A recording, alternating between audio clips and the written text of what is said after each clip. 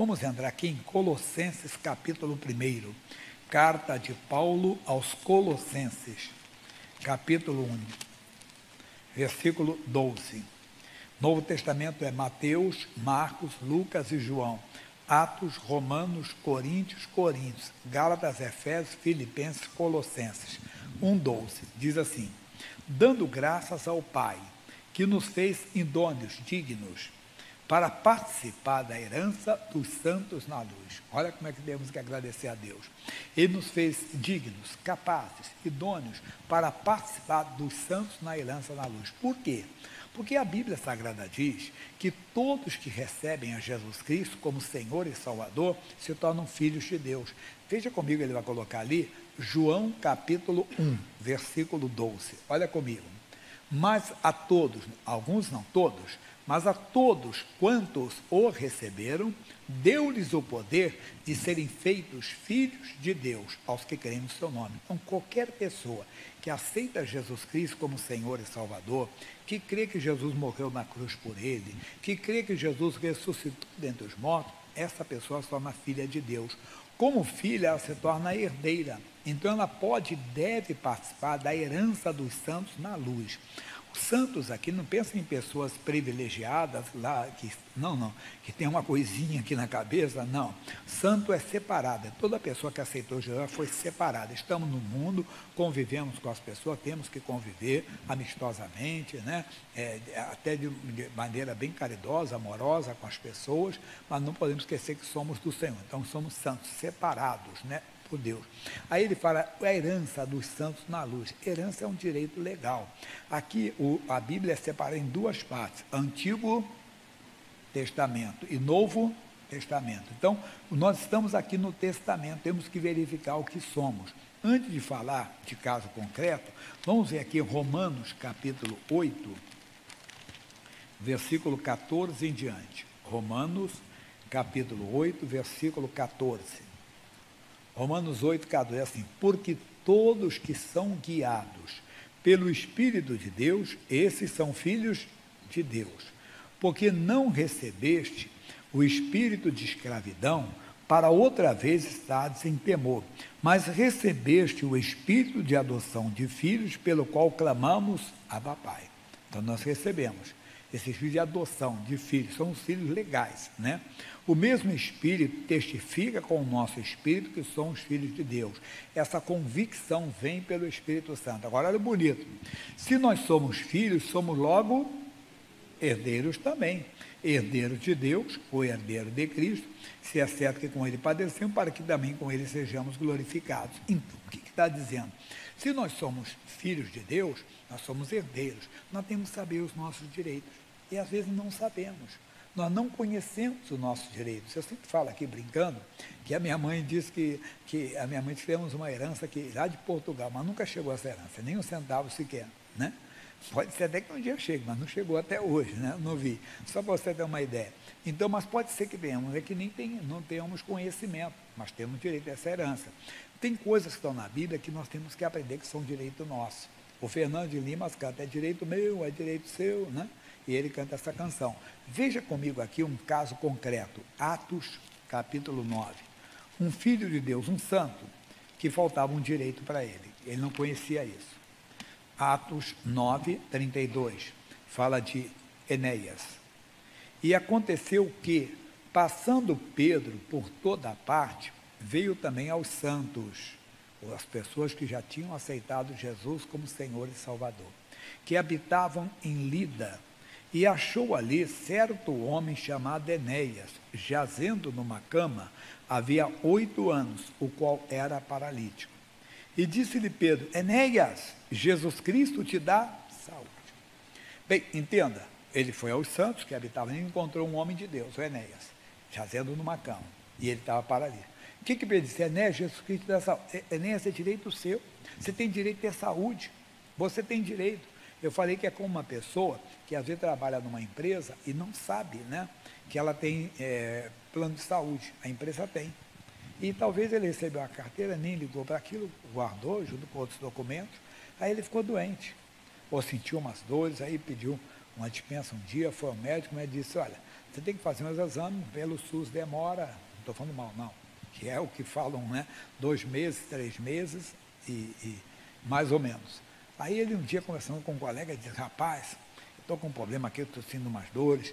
Eu fui ao médico, uma UPA lá perto de casa, e o médico me deu uma guia para fazer os exames, só que só tem vaga daqui a 2 a 3 meses. Ué, mas por que você não foi no convênio? Convênio? Qual convênio? A empresa tem convênio. Todos os meses, se você não entenda bem, é até descontado uma taxinha pequena, a sua lá. Ele disse, ué, mas eu nunca prestei atenção nisso. E você não recebeu a carteira? Eu recebi alguns documentos, guardei, ele foi ver, tinha carteira. Ele tinha direito, com aquela guia do próprio UPA, ele podia ir no laboratório que faz parte do convênio e fazer o exame. Mas ele não sabia, né, que era direito dele. Tem muita coisa na Bíblia que é direito nosso e nós não entendemos. Nós temos que buscar. Mas o principal vem agora, pessoal. O quê? E disse, Enéas, Jesus Cristo, levanta-te e faz a tua cama. E logo se levantou. E viram-no todos que habitavam em Lida e Sarona, os quais, o que, pessoal? Se converteram ao Senhor.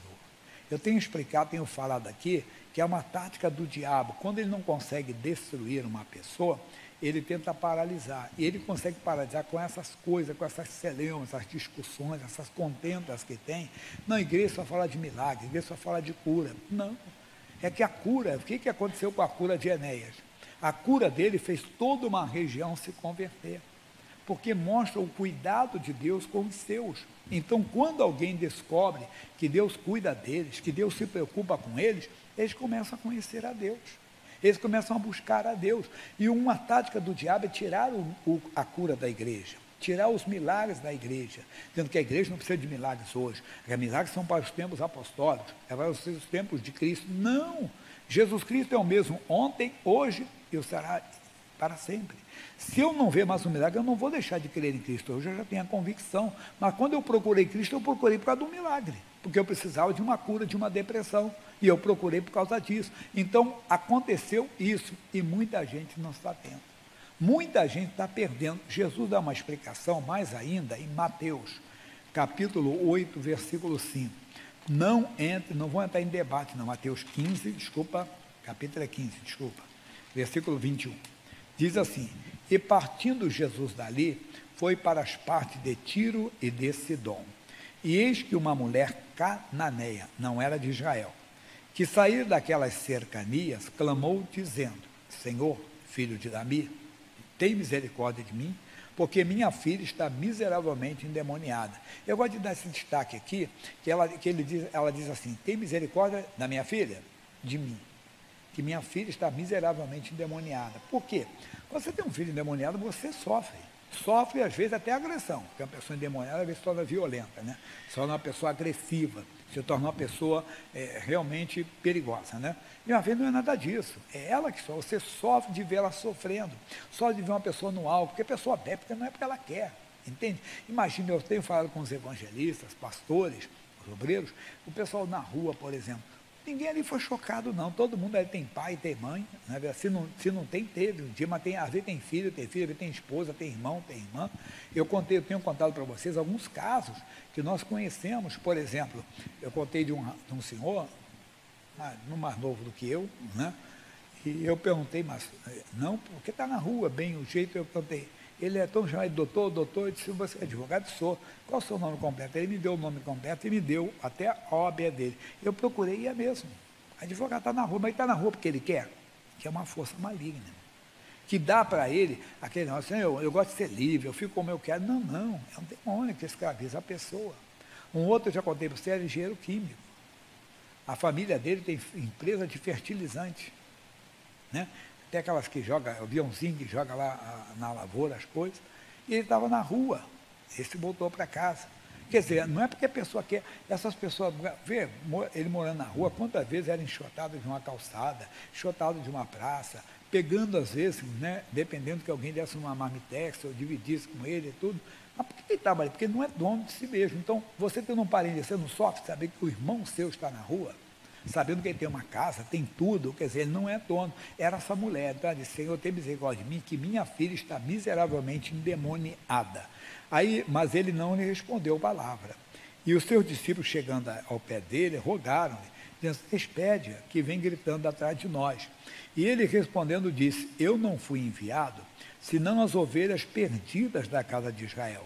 Então chegou a ela e adorou, dizendo: Senhor, socorre-me. E ele, porém, respondendo, disse: não é bom pegar o pão dos filhos e deitá-lo aos cachorrinhos. Isso aqui tem uma discussão muito grande, né? Porque as pessoas dizem assim: mas não era uma ofensa? Aí tem uma interpretação histórica. O que é uma interpretação histórica? É que, às vezes, para conhecer um texto ou entender um texto, você tem que conhecer um pouco da história da época em que foi escrito, do costume, de tudo eles. E havia essa cultura entre eles, segundo a história. Não é fato que você dizer que é cabal, que é bíblico, não. É um fato que contam. Que os judeus chamavam as pessoas que se relacionavam com outros deuses. Como eles também debochavam dos judeus, porque eles tinham muitos deuses e os judeus tinham um só. Mas não vamos entrar nessa polêmica, não. Porque o assunto que queremos tratar está na frente. Diz assim: e elas: sim, Senhor, mas também os cachorrinhos comem das migalhas que caem da mesa dos seus filhos. Então respondeu Jesus e disse: ó mulher, grande é a tua fé, seja isso feito para contigo como tu desejes. E desde aquela hora a sua filha ficou sã. Olha só, ela ouviu falar das curas, dos milagres, ela teve a convicção, a fé. Mas veio surgir os impedimentos, ela não desistiu. Ela ficou firme: não é minha filha, eu quero ela liberta. Eu quero ela liberta. Quando Jesus falou aqui: tá bom, Senhor, então eu vou comer, eu como um cachorrinho, mas eu quero que a migalhas que cai. Mas qual é a nossa mensagem? Você não tem que comer migalhas, tem muita gente só comendo migalhas, não fica ofendido também. Por quê? Quando a pessoa precisa de uma bênção, ela faz uma campanha. Mas depois que passa a luta, passa aquela batalha, ele abandona, não segue. Não, Jesus não quer que você coma migalha, ele quer que você sente na mesa como um filho. E como o pão da vida, porque o pão é a cura, entenda bem, a libertação é dos filhos. Mas qual é a mensagem principal aqui? Que a cura da filha, ou a cura dos nossos familiares, é direito nosso, irmão. Nós somos filhos. Por isso que a Bíblia diz: crê no Senhor Jesus Cristo e serás salvo tu e a tua casa. O missionário R.R. Soares, ele diz que quando uma pessoa aceita Jesus Cristo, o manto da salvação está cobrindo toda a família. Você tem que colocar a família. É direito seu, assim como Enéas, Jesus Cristo te dá saúde. Se você crê no Senhor Jesus, eu creio. Então você será salvo e a sua casa também. Tem que ser: mas pastor, um está no álcool, outro está nas drogas. Vai só cercando com fé. O fulano é de Jesus por causa da palavra de Deus, pela minha fé, porque diz a palavra isso. Mas ele usa droga, está amaldiçoado de serviço, está amaldiçoado essa prática, ele é de Jesus. Vai cercando, o diabo não aguenta. A Bíblia diz: sujeitai-vos, pois, a Deus, resisti ao diabo e ele fugirá de vós. Mas a mensagem aqui é essa: não fique como cachorrinho só comendo migalhas, entenda? Sente na mesa e coma como filho. Você tem direito ao pão, assim como tem a cura do seu corpo, tem a salvação da sua família, e tem muita coisa que não dá para falar tudo aqui. Vocês ouviram falar de Ruth? Ruth era moabita, casou com um homem de Israel, lá de Judá. Aí esse homem morreu. A sogra dela diz para ela e para outra que era casada com outro irmão dele também que morreu: olha, voltem para os pais de vocês, a terra de vocês, para os deuses de vocês, que eu não tenho mais filho para vocês casarem com meus filhos. Uma foi convencida, a órfã, é o nome dela, a outra era Ruth. A Ruth diz assim, Ruth 1,16, tem até o livro de Ruth 1,16: não me enche, olha o que diz assim: disse porém Ruth: não me instes para que te deixe e me afaste de ti. Porque onde quer que tu fores, irei eu. E aonde quer que pousares, ali pousarei eu. O teu povo é o meu povo, e o teu Deus é o meu Deus. Essa moça chamada Ruth, depois ela casa com um descendente, entenda bem, lá um parente do ex-marido, e ela entra na genealogia, sabe de quem? Do rei Davi. Ela é a bisavó do rei Davi. Depois entra na genealogia de Jesus Cristo segundo a carne. Olha só, porque ela acreditou. Então, é o que Jesus falou depois, quando ele conta o caso de um homem que era centurião, que foi pedir a cura do seu empregado. E ele disse: Senhor, não sou digno de ir debaixo do meu telhado, o Senhor vai mandar uma palavra que o meu servo ficará curado. Jesus disse: olha, nem em Israel vi tanta fé. Muitos irão do Oriente, do Ocidente, assentar-se à mesa com Abraão, Isaque e Jacó, e os filhos do reino serão lançados nas trevas exteriores. O que isso quer dizer? Tem muito filho, isso não é apenas escatologia, quer dizer, lá no futuro, o juízo final é hoje. Tem muita gente da igreja assim: eu não entendo. Eu estou 10 anos na igreja, estou 20 anos, 30 anos. Esse cara chegou agora e foi curado. Não tem isso às vezes? Ele já está contando bênçãos, como é que pode? Ele falou que foi curado da diabetes, há 30 anos que eu tenho diabetes, eu só faço a oração, não sou curado. Ele disse que ele tinha diabetes há 20 anos, chegou na igreja, tem um mês na igreja, está curado. Irmãozinho, muitos irão, creem na palavra. Ele acreditou que a palavra de Jesus tinha poder, creia que a palavra tem poder. Essa é a mensagem. Vamos voltar onde nós começamos, quem lembra? Onde comecei, pessoal? Colossenses. Aqui está marcado, né? 1:12. Dando graças ao Pai, Pai, muito obrigado, que nos fez idôneos, dignos, capazes, para participar da herança dos santos na luz. Onde está a herança? No Testamento. Aqui está a nossa herança. Enéas, Jesus Cristo te dá saúde, você não precisa ficar doente. Mulher, vai que a tua filha, conforme cresce, que a libertação da filha dela veio por causa da fé dela, mas ele disse que aquilo era pão dos filhos. Então é direito nosso, nós temos direito à salvação da nossa família. Segura essa palavra, você é filho. Quem não recebeu, receba hoje. Basta você crer no coração que Jesus morreu pelos seus pecados.